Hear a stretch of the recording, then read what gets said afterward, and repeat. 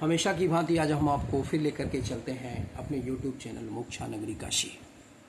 तो आज हम जिस टॉपिक के बारे में बात करने जा रहे हैं उस टॉपिक का संदर्भ है काशी की उत्पत्ति और मणिकर्णिका का महात्म। तो जब हम काशी की उत्पत्ति और मणिकर्णिका के महात्म के बारे में बातें करते हैं तो उसी में एक हमारा अगला टॉपिक है जिसका नाम है काशी धाम की प्राप्ति वाले धर्माचरण। काशी धाम की प्राप्ति वाले धर्माचरण।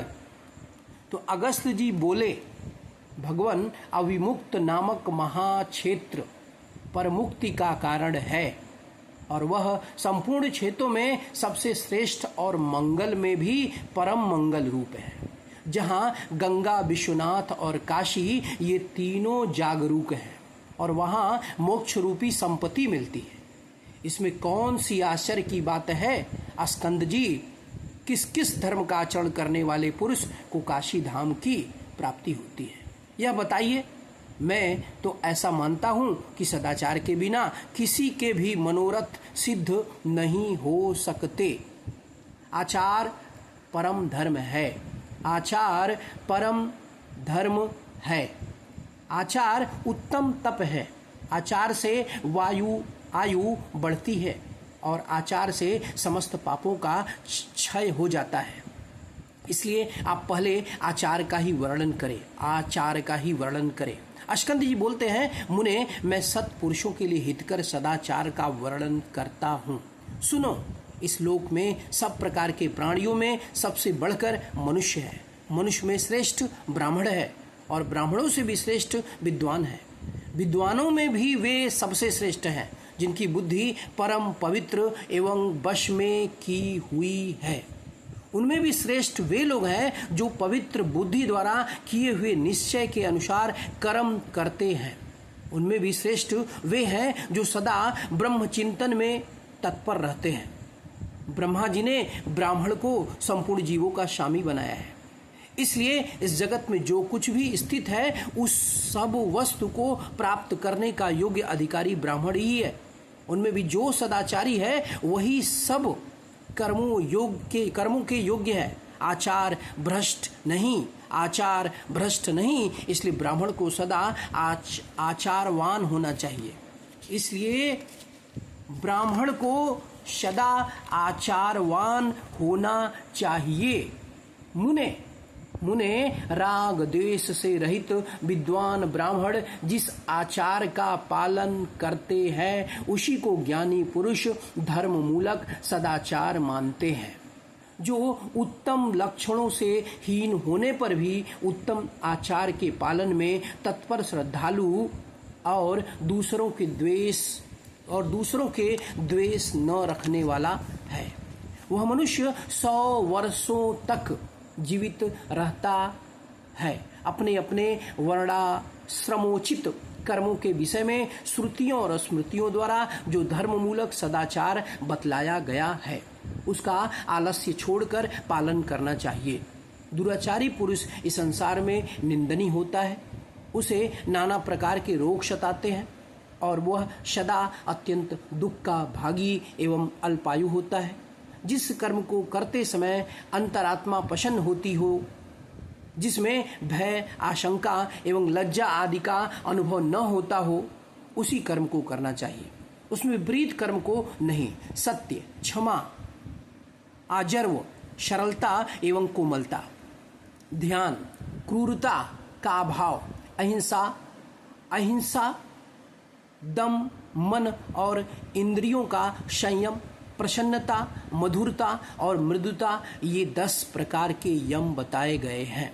शौच, बाहर भीतर की पवित्रता, स्नान, तप, ध्यान, दान, मौन, यज्ञ, स्वाध्याय, व्रत, उपवास और उपस्थ इंद्रियों को वश में रखना, ये 10 नियम कहे गए हैं। काम, क्रोध, मद, मोह, मात्सर्य और लोभ, इन 6 शत्रुओं को जीत लेने पर मनुष्य सर्वत्र विजयी होता है। दूसरे को कष्ट न देते हुए धीरे धीरे धर्म का संग्रह करना चाहिए, क्योंकि वही परलोक में सहायक होते हैं।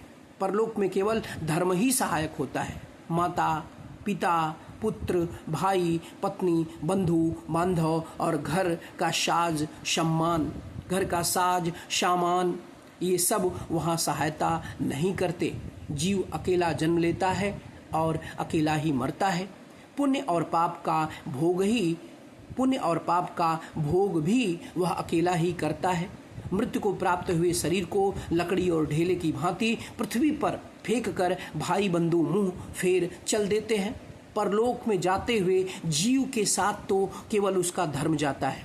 अतः पुण्यात्मा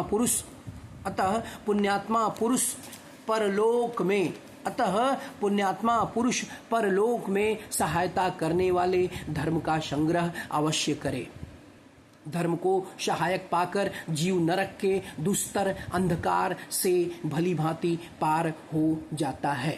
उत्तम बुद्धि वाला पुरुष सदा श्रेष्ठ पुरुषों के साथ संबंध स्थापित करे और नीच पुरुषों का संग त्याग कर अपने कुल की उन्नति की ओर ले जाए। जो स्वाध्याय नहीं करता, सदाचार का उल्लंघन करता है तथा आलसी एवं दूषित अन्न खाने वाला है, ऐसे ब्राह्मण को यमराज पीड़ा देते हैं। इसलिए द्विज सदा यत्न पूर्वक सदाचार का पालन करे। ब्याहवती और प्रणव के साथ प्रतिदिन किए जाने वाले 16 प्राणायाम एक ही मास में भ्रूण हत्यारे को भी पवित्र कर देते हैं। जैसे सोने, चांदी, तांबा आदि धातुओं के मल आग में तपाने से जल जाते हैं, उसी प्रकार इंद्रियों द्वारा किए हुए दोष प्राणायाम से नष्ट हो जाते हैं। प्रणव, शातो, व्याधियों और गायत्री ये सब मिलकर एक प्राणायाम मंत्र है। जो इनके जप में संलग्न है उसको कहीं भी भय नहीं है। ओमकार परम ब्रह्मा है, प्राणायाम परम तपस्या है और गायत्री मंत्र से बढ़कर परम पावन वस्तु दूसरी कोई नहीं है। केवल गायत्री मंत्र का जाप करने वाला जितेंद्रीय ब्राह्मण भी श्रेष्ठ है। इस लोक में जिसका चित्त निर्मल शुद्ध है वह सब तीर्थों में स्नान कर चुका है, वही सब प्रकार के मल से रहित है और उसी ने सैकड़ों यज्ञों द्वारा देवाराधन किया है। मुने, वह चित्त जिस प्रकार निर्मल होता है वह उपाय सुनो। जब भगवान विश्वनाथ प्रसन्न हो तभी चित्त शुद्ध होता है। अतः चित्त शुद्धि के लिए भगवान काशीनाथ की शरण लेनी चाहिए। उनकी शरण लेने से निश्चय ही मन के मल नष्ट हो जाते हैं और मानसिक मल का नाश होने पर भगवान विश्वनाथ को कृपा से इस शरीर का त्याग करके मनुष्य परम ब्रह्मा को प्राप्त होता है। मनुष्यों पर भगवान विश्वनाथ की कृपा होने में वेदों और स्मृतियों द्वारा बताए हुए सदाचार को ही प्रधान हेतु माना गया है। इसलिए उसका पालन अवश्य करे। विधि पूर्वक पालन करे। विधि पूर्वक संध्योपासन और तर्पण करने के पश्चात नित्य होम करके वेदों का स्व अध्याय करे। प्रतिदिन प्रातः काल 2 घड़ी रात रहते उठकर मलोत्सर्ग आदि आवश्यक कार्य करने के पश्चात अंगों की शुद्धि तथा आचमन कुल्ला करे। फिर दंत धावन करे। स्नान के द्वारा समस्त शरीर को शुद्ध करके प्रातः काल की संध्या करे। वेदों के अर्थ का विचार तथा अनेक प्रकार के शास्त्रों का अनुशीलन करे।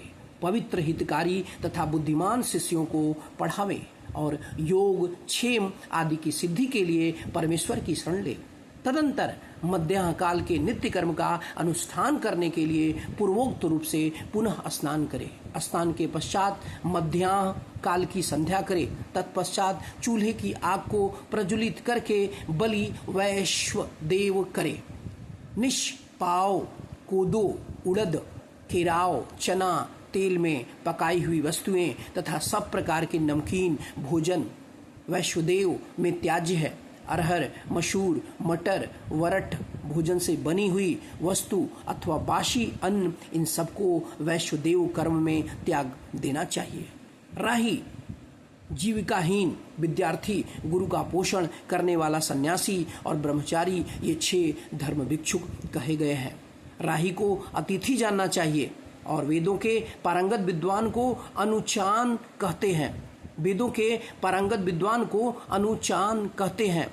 वे दोनों ब्रह्मलोक प्राप्ति की इच्छा वाले सदगृहस्थों के लिए सदैव सम्माननीय है। सायंकाल की संध्योपासना एवं गायत्री जप करके घर पर आए हुए अतिथि का मधुर वचन, रहने के लिए स्थान, आसन और अन्न जल आदि के द्वारा भली भांति सत्कार करें।